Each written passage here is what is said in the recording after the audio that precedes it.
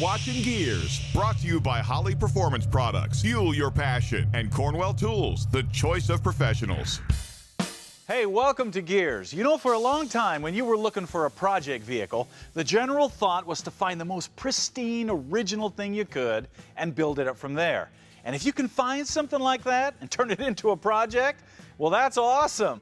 But that's getting harder every day because most vehicles now have been through 2 or 3 owners and they've done their modifications to it. So your new project not only needs your modification, but there's a good chance you're going to have to change or remove something that somebody else has done. And that means you're going to have some surprises, good or bad. And nowhere is that more prevalent than in an old 4x4 because everybody modifies those things.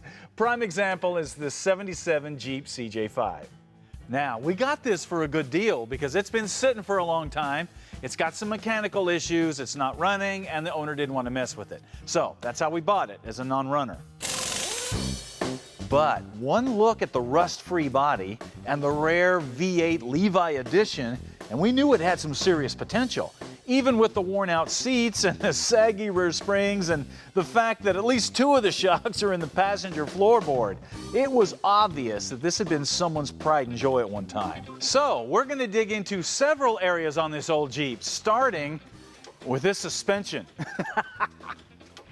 Okay, a quick look underneath tells us a lot about this old Jeep. Other than the shocks being gone, it obviously has some lift springs on it, but they're sagging and the bushings are rotten.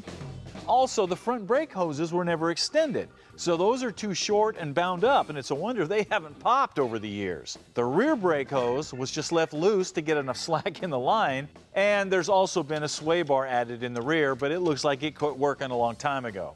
Fortunately, these are all easy fixes.